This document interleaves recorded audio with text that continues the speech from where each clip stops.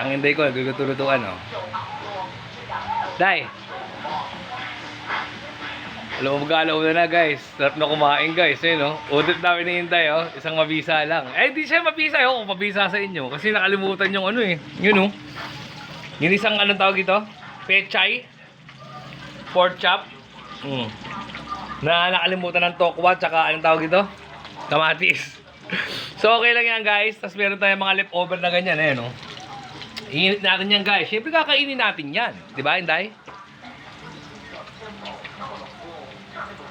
Ay, Inday ko. Kita mo naman, nagluluto-lutuan, no? So, mabisa na yan, guys. Mabisa na yan. Dalawa lang kami. Sa ngayon, dalawa lang kami. Sa hapon na dumarating si Vincent. Kaya, siyempre, okay na yung mga ganyan. Umpaw. What's up, ini? Diba? Mabisa ito, oh. Nakakalimutan ko, pero ito, tikmi nga, tikmi. Tapos ito, yung torta. Kakainin natin yan, guys, syempre. Walang hindi kakainin. Sarap na kumain, guys, eh. Saborito. Ay, nako. Bisa.